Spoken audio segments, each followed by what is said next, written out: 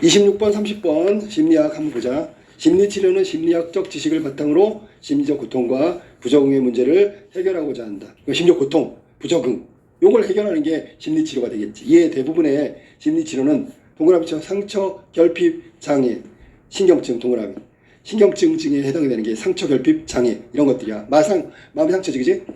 이들이 제거되어 고통에서 벗어난 일상을 지향한다. 그 심리치료의 목적이 되겠지. 그러나 아우슈비츠 수용소에서 살아남은 빅터 플랭클은 삶의 고통은 인간 실존의 일반적인 구성 요소이며, 그게 무슨 얘기야? 우리가 살아가는데 고통은 일반적인 구성 요소래. 고통 없는 건 없다는 얘기지. 삶의 일부로 받아들여야 한다고 보았다. 그러므로 심리치료는 고통을 제거하는 것이 아니라 고통 속에서도 견뎌내는 힘을 길러주는 것이어야 한다고 주장했다.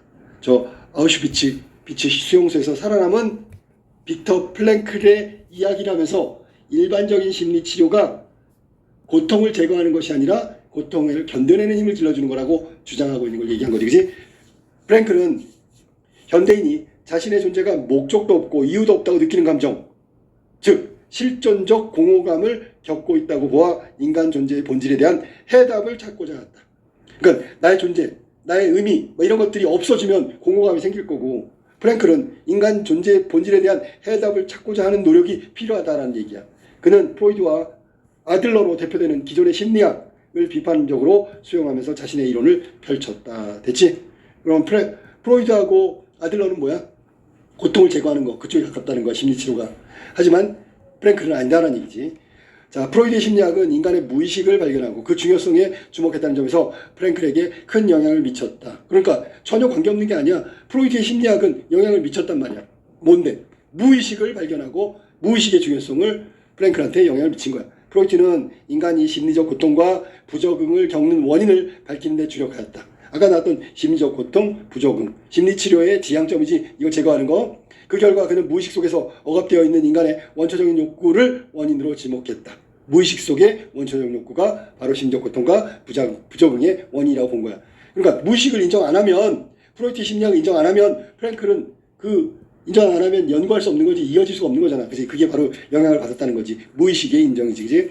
그 결과 프로이트에 따르면 인간은 성적 본능, 공격성 등과 같은 쾌락 의지를 밑줄 쳐 원초적 욕구로 갖는다. 그게 근본적으로 있는 거야. 어린 시절에 이러한 쾌락 의지가 좌절되어 무의식 속에 억압되어 있다가 이후에 신경증을 유발한다.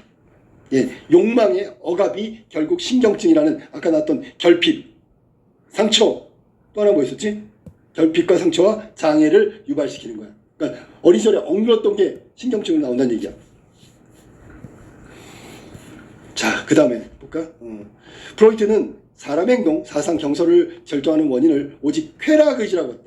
이건 다른 점이지, 프랭클하고. 따라서 그의 심리치료는 잠재된 무의식 속 성적 본능, 공격성 등을 의식의 영역으로 끌어오는 것을 통해 이루어진다. 이게 이제 프로이트가 생각한 그 심리치료 방법이지. 의식의 영역으로 끌어오는 거야. 무의식적인 억압으로 생긴 신경증을 끌어온단 말이야. 프랭클은 프로이트가 인간을 단순히 성적 본능이나 공격성 등에 따라 행동하는 존재로 파악하는 점이 한계가 있다고 봤어.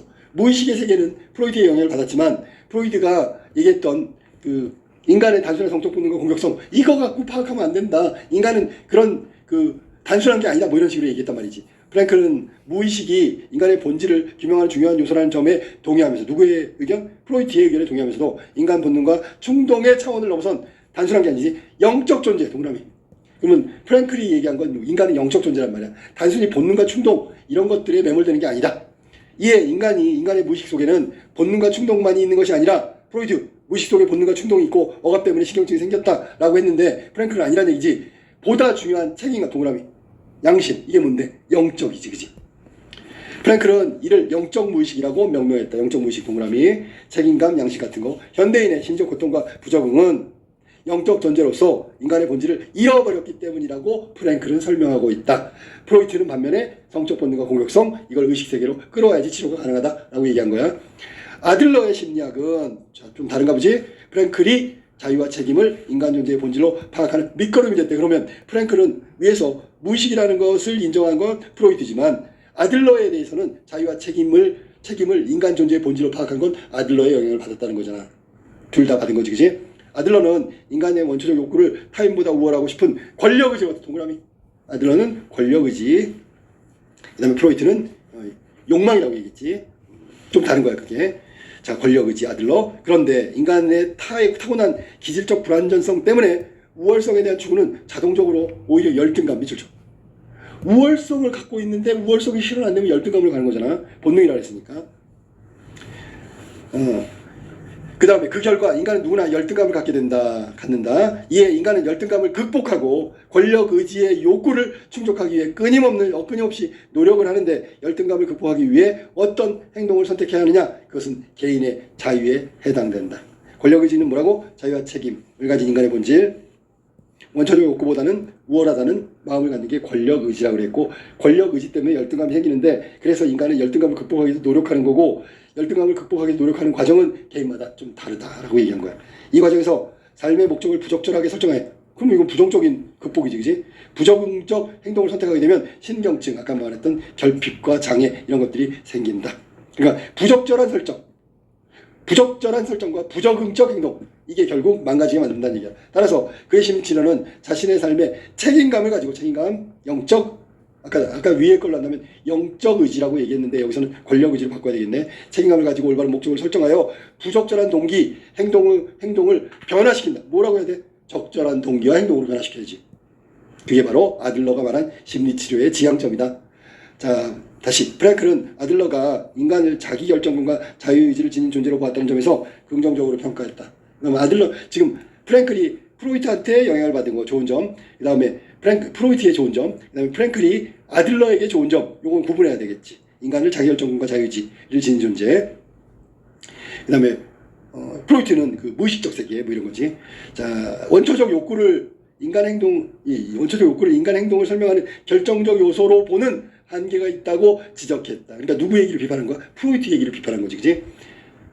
프랭클은 인간이 원초적 욕구에 따라 행동하는 존재이기는 하지만, 이거 그러니까 일부 긍정이지 전체 부정이 아니라, 원초적 욕구가 인간의 본질이 될 수는 없다고 봤다. 이거는 이제 프로이트를 비판하는 내용이야. 이처럼 프로이트와 아들러의 심리학을 비판적으로 수용한 프랭클은 자유의지를 지닌 영적 존재를 보는 인간의 본질을 파악했어. 자유의지, 영적 존재.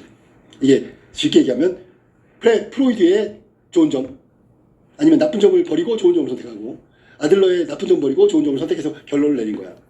자, 프랭클은 실존적 공허감에서 벗어날 수 있는 심리치료 기법으로 의미치료를 제시했다. 의미치료 동그라미. 요거는 프랭클 얘기야. 의미치료. 심리치료가 아니라 의미치료. 의미치료는 삶에 대한 책임의식을 바탕으로 영적의지, 권력의지, 자신의 인생에 긍정적이고 가치 있는 의미를 부여하고, 이게 앞에서 나왔던 부정적이 아니라 긍정적인 것을 말하는 거야. 요거는 지금 아들러 얘기를 하는 거지. 삶의 목적을 찾는 것을 핵심으로 한다. 그러니까 심리치료가 아니라 의미치료라고 했는데, 의미치료는 아까 얘기했던 영적 의지, 그것을 긍정하고, 이건 프로이트고, 삶을 긍정적인 의미를 부여하고, 이거는 아들러 얘기란 말이야. 두 개를 합쳐놓은 거지. 프랭클은 삶의 의미를 찾는 사람은 더 이상 상황에 의해 결정되는 존재가 아니라고 했다. 의지란 말이야, 이게. 그는 심경 상황 속에서도 어떤 태도를 보이냐에 따라 하는 것에 따라서 개인의 선택이 달려 있다는 것을 강조했다. 개인이 선택하고, 이 말은 선택은 개인 의지가 작용하는 거지. 아무리 부정적이고 나아질 수 없는 상황이라 할지라도 고통에 좌절하지 않고 대항할 수 있는 자유가 그에게 있기 때문이다. 요거 두 줄 묶어볼래? 아무리 부정적이고부터 자유가 있기 때문이다. 이걸 뭐라고 하냐면 실존이라고 하는 거야. 이게 실존. 인간의 바람직한 삶의 자세를 얘기하고 있는 거지. 마무리. 이처럼 인간이 주어진 상황과 조건들에 맞설 수 있는 자유의지지 가지고 있다고 본 점은 프랭클 심리학의 중요한 특징이고, 이게 바로 긍정적 실존을 의미하는 것이다. 알겠지? 26번. 위클에 대한 설명으로 가장 적절한 걸 찾아보세요. 26번. 1번. 중심화제의 특징을 다른 이론들과 관계 속에 설명하고 있다. 중심화제가 뭔데? 여기서 프랭클의 의미치료고, 다른 이론은 뭐야? 프로이드와 아들러 얘기를 썼지. 정답은 1번이죠. 설명하는 설명문이고요. 2번. 중심화제의 개념을 정의하고, 맞았어. 정의했어. 근데 이를 바탕으로 장단점을 설명한 건 아니야. 오히려 다른 이론들의 장단점을 설명하고, 그 중에 그걸 절충해가지고 의미치료라는 새로운 프랭클 이론을 제시했지. 이해되니? 3번. 중심화제의 문제점의 해결 방안, 이것도 아니고요. 구체적 사례도 없고요. 4번. 중심화제의 변화가 이것도 아니고, 오히려 다른 이론들을 통해서 만들어지고 특징을 설명하고 끝났단 말이야. 5번. 중심화제 등장 배경도 안 나왔단 말이지. 다양한 분야에 미친 영향도 안 나왔다. 정답은 그래서 1번이다. 27번 유클에 대한 이해로 적절하지 않은 것은 이번에 틀린 걸 찾는 거야. 1번 프로이트는 사람의 행동이 자 본능, 공격성 이것에 따라 결정된다. 이게 어린 시절에 억눌렸던 본능이 나중에 신경증으로 나온다 그랬지. 이게 프로이트 얘기잖아. 맞았고 2번 아들러는 열등감은 누구나 갖는 거래. 왜? 우월한 존재, 권력의지 막 이런 거 나왔었잖아. 그지? 그러니까 항상 우월성을 입증하고 싶은데 그게 안 되니까 열등감이 나오고 그러면 열등감을 극복하는 그 과정이 인간의 삶이다. 그때 작용하는 게 권력의지다. 뭐 이런 거 나왔으니까 이것도 맞았죠. 그 자체가 신경증이 아니라 그랬어. 자, 그 다음에 3번 아들러는 열등감으로 인해 타인보다 우월해지고 싶은 욕구가 생긴다고 본다. 틀렸죠? 바뀌었잖아. 우월하기 때문에 우월성을 입증하다 보면 열등감이 생기게 된다 그랬잖아. 바로 왼쪽에 봐봐. 지문. 인간은 타고난 기질적 불안성성 때문에 우월성에 대한 추구를 하는데 그것 때문에 자동적으로 열등감이 생긴다 그랬잖아. 3번 틀렸죠. 그러니까 해석이. 4번 프랭클은 인간의 본능과 충동 차원을 넘어선 영적 존재로 파악하고 있지요. 그러니까 단순하게 프로이드가 말한 것처럼 충동, 본능 이 정도가 아니고 영적 차원은 아까 나왔지만 양심이며 책임감이며 뭐 이런 것들 얘기한 거니까 맞았고요. 프랭클 얘기야. 5번 프랭클은 무의식이 인간의 본질을 규명하는 중요한 요소. 이게 프로이드의 영향을 받은 거잖아. 긍정하는 부분이지. 맞았어. 정답은 지금 틀린 게 3번이고 이건 순서가 좀 바뀌었다. 우월성 때문에 열등감이 자동으로 생기는 거다. 28번 기억의 이유는 뭘까? 프랭클은 인간의 원초적 욕구에 따라 행동하는 존재이기는 하지만 본능이 있어. 본능이 있단 말이야. 본능. 욕망이 있다고. 그렇지만 원초 욕구가 인간의 본질이 될 수는 없다고 보았다. 자, 기억의 이유는 뭘까? 인간을 바라보는 프랭클의 어떤 시각 관점인데 왜 그러냐면 1번 인간의 고통은 원초적 욕구에 따라 행동하는 과정에서 나타나는 것이기 때문에 이건 프로이트 얘기지. 아니지 그지? 2번 원초적 욕구로 인간이 존재하는 목적과 이유를 파악할 수 없기 때문에 원초적 욕구로는 이 말이 무슨 얘기냐면 인간은 원초적 욕구를 가지고 있다고. 근데 그것만 가지고 우리의 삶과 삶의 목적, 지향점 이런 거를 파악할 수는 없다. 불완전하다는 뜻이니까 정답은 2번이 정답이지. 3번 심리학자에 따라 원초적 욕구가 무엇인지 다르게 보았기 때문이다. 상관없고요. 이건 프랭클이 원초적 욕구를 지닌 인간으로 보기는 하지만 그게 전부는 아니다라고 얘기했기 때문에 관계없는 내용이지. 4번 인간은 원초적 욕구를 극복하고자 끊임없이 노력하기 때문에 원초적 욕구를 극복한다는 말은 안 나왔어. 뭐라 그랬지? 열등감의 극복이라고 나왔지. 이것도 아니고요. 5번 원초적 욕구가 인간에게만 존재하는 것이 아니기 때문에 그럼 동물도 있기 때문에 동물도 원초적 본능이 있기 때문에 인간의 원초적 욕구가 인간의 본질이 될 수 없다고 얘기한 거야? 그러면 이 얘기는 프랭클이 생각했을 때 인간이라는 존재의 특징은 원초적 욕구 갖고는 안 된다는 얘기잖아. 맞지 그지? 동물도 있으니까. 그래서 본질이 될 수 없다는 거야? 그건 아니죠. 자, 그래서 정답은 2번이고요. 원초적 욕구를 지닌 존재이긴 하지만 이것만 가지고 다 설명할 수 없다는 뜻이니까 정답은 2번 정답이다. 29번 프랭클의 관점에서 자, 프랭클 의미치로 생각하고 아우슈비츠 수용소의 극한상황에서 유대인 수용자들이 보인 태도는 다양하다. 자, 첫 번째 비관, 신경증. 그 다음에 오히려 노약자를 보살펴 주거나 독가스시로 끌어가면서 승리의 노래를 부르는 사람이 있단 말이야. 이렇게 다르게 반응한단 말이야. 이거를 프랭클 입장에서 설명을 해달라는 거 지금. 알겠냐? 자, 1번 극한 상황에 처한 수용자들을 통해 고통은 인간 실존의 일반적 구성 요소가 아님을 확인할 수 있다. 수용자의 고통이 아니야, 이건 틀렸어. 왜 틀렸냐면 극한 상황에 처한 수용자들은 모두 고통이야. 아니야? 근데 반응이 다르다 그랬잖아. 자, 그러니까 해석이 틀렸고 2번 독가스에 끌려가면서 승리 노래를 부르는 사람은 자신이 처한 상황에 좌절한 게 아니지. 오히려 끝까지 투쟁하고 싸우고 있는 거지. 자기 본질을 보여주는 거야. 3번 아픈 몸으로 노약자를 보살펴주는 사람은 고통을 제거하기 위해서 긍정적인 삶의 의미를 찾는 존재가 아니지요. 무슨 말인지 알겠어? 고통이라는 현실을 다른 방법으로 이겨내고 있는 거잖아. 혹은 잊어버리는 거지. 여기서는 긍정적인 삶의 의미를 찾는 것은 아니다. 이것도 틀렸고 4번 자신의 상황을 비관하여 자포자기하는 사람들은 삶에 대한 책임의식을 바탕으로 아니지. 책임의식 없는 거지. 자기 삶에 대한 책임의식이 있다면 끝까지 살아남으려고 해야지. 포기하면 안 됐지. 5번 수용자들이 보인 다양한 반응을 통해 힘겨운 상황 속에서도 다 똑같아. 고통 있는 그 상황 속에서도 어떤 태도를 보이느냐 바로 그거지. 이게 실존이고 그건 개인의 선택의 문제고 다양하다고 얘기했으니까 정답은 5번이 정답이지. 됐니? 30번 윗글 읽고 보기에 대해서 이해한 내용으로 적절하지 않은 것은 자 A는 형과 비교당하며 어린 시절 보냈어. 아, 떠올라야지. 뭔가 프로이트도 얘기겠네. 그지? 형은 건강하고 활달한 모범 생겼으나 A는 병치료 학교를 제대로 다니지 못했어. 이후에 신체적 병은 나았지만 A는 여전히 자신이 무가치한 존재라는 생각에 괴로워하면서 매사 자신감이 없댄다. 1번 프로이트 심리치료는 A의 어린 시절에 주목하겠지. 그게 바로 학교를 다니고 싶은 욕망이 있는데 억압돼 있는 거야. 무슨 자이건 타이건 간에 알았니? 누가 말린 건 아니지만 병 때문에 그런 거잖아. 맞았고요. 2번 프로이트 심리치료에서 A가 겪은 괴로움의 원인은 의식의 영적 영역으로 끌어내서 치료해줘야지. 무의식적 고통은 의식의 영역으로 끌어내서 치료해줘야 된다고 얘기했어. 프로이트가. 맞았고요. 3번 아들러의 심리치료는 A가 올바른 목적을 달성하여 자신감 없는 행동을 변화시킬 수 있다. 올바른 목적을 설정 밑줄. 이거를 아까 뭐라 했지? 아까 뭐라 했어? 그 본문에 보면 아들러가 뭘 하라 했어? 자유의지를 지닌 영적 존재이기 때문에 여기서는 자기결정권과 자기 의지를 지닌 존재로서 봤기 때문에 본능이 아니라 의지로 계산해야 된다는 뜻이잖아. 맞지? 무슨 얘기인지 모르겠어? 프랭클이 얘기했던 것이 뭐냐면 부적절한 설정과 부적극적 행동이라고 했거든. 이거를 긍정적 가치로 바꾸면 충분히 가능하다고 했으니까 30번에 3번은 올바른 목적을 설정, 이거를 말하는 거야. 그러면 아들러의 뭐야? 3번. 아들러가 아니잖아 이건. 아들러구나. 미안해. 아들러. 지문 봐봐. 지문에 보면 아들러구나. 미안해. 내가 잘못 봤어. 아들러가 부적응.